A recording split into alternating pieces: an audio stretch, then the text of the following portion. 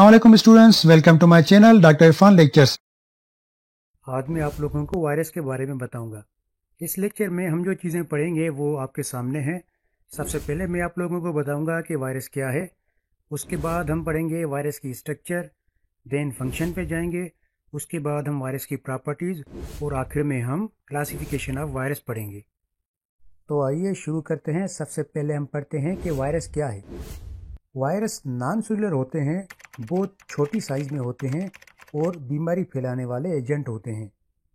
दूसरी बात, जो वायरस होते हैं वो सिर्फ और सिर्फ होस्ट सेल के अंदर ही रेप्लिकेशन कर सकते हैं, यानी कि अपनी तादाद तभी बढ़ा सकते हैं जब वो किसी होस्ट सेल के अंदर होंगे।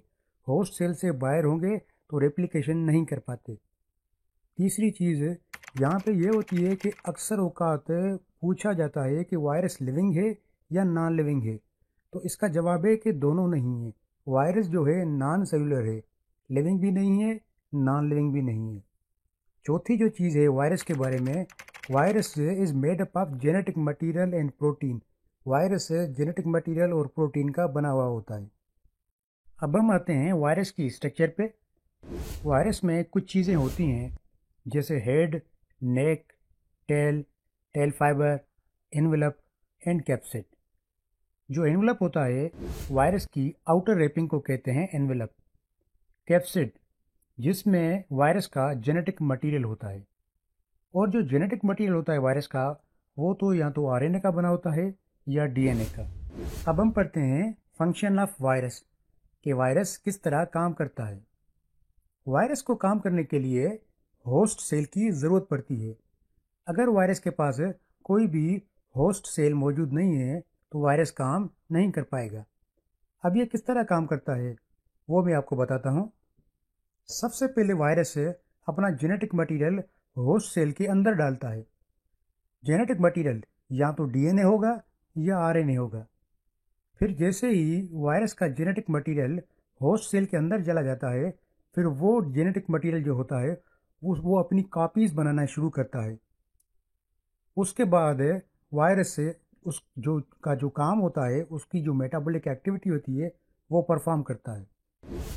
अब ये जो फॉर्म होती है ना वायरस की, जो complete infective form of virus होती है, उसको हम वायरियन भी कहते हैं। ये आपको बताना लाजमी था, इसीलिए मैंने यहाँ पे वायरियन का भी जिक्र कर दिया। अब हम वायरस की क्लासिफिकेशन पढ़ते हैं। वायरस की जो क्लासिफिकेशन है वो अलग अलग तरीक़ों से की जाती है। सबसे पहली जो क्लासिफिकेशन है वो होती है न्यूक्लिक एसिड्स की प्रेजेंस के बुनियाद पे। अगर वायरस में डीएनए है तो उसको हम डीएनए वायरस कहेंगे। अगर वायरस में जो जेनेटिक मटेरियल है वो आरएनए है तो उस वायरस को हम आरएनए वायरस कहेंगे। दूसरी जो क्लासिफिकेशन है वो हम करते हैं वायरस की स्ट्रक्चर के बुनियाद पे। वायरस की जो स्ट्रक्चर होती है उनमें 4 टाइप्स होते हैं। सबसे पहली क्यूबिकल शेप्ड वायरस, दूसरी जो है रॉड शेप्ड वायरस, तीसरी है रेडियल शेप्ड वायरस, चौथी है कॉम्प्लेक्स वायरस। जो क्यूबिकल शेप वायरस होती है उसमें वायरस का शेप क्यूब टाइप होता है। जो रॉड शेप वायरस होता है उसका शेप रॉड शेप टाइप होता है। तीसरी जो है रेडियल शेप वायरस, उसका शेप कोन या डिस्क टाइप होता है। चौथा जो है कॉम्प्लेक्स, उसका कोई स्पेसिफिक शेप नहीं होता, वो बहुत ही कॉम्प्लेक्स वायरस होता है।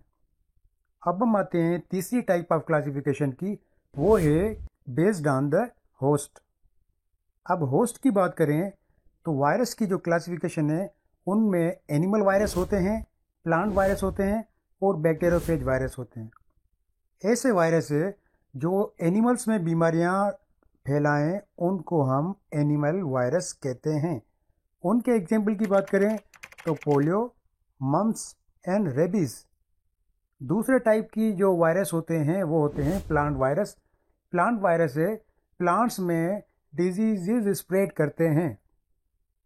इनके एग्जाम्पल की बात करें तो वो है potato virus and tobacco mosaic virus. तीसरे टाइप के जो वायरस होते हैं वो होते हैं बैक्टीरियोफेज। बैक्टीरियोफेज ऐसे वायरस होते हैं जो बैक्टीरिया में बीमारियां फैलाते हैं। उनके एग्जाम्पल की बात करें तो DNA virus and RNA virus. आज का सवाल है, किसी भी 2 वायरस के नाम बताएं। जिनको जवाब आता है नीचे कमेंट में बता सकता है। Thank you students. अगर आप मेरे दूसरे लेक्चर पढ़ना चाहते हैं, जैसे लंग्स के बारे में, किडनी के बारे में, लिवर के बारे में, ब्रेन के बारे में, आई के बारे में, तो आप मेरे चैनल पर जाएं और चैनल के अंदर आप मेरी दूसरी वीडियोस देखें। और अगर आपको मेरी वीडियो अच्छी लगे तो मेरी वीडियो को लाइक करें, शेयर करें अपने दोस्तों के साथ और चैनल को सब्सक्राइब करें। Thank you.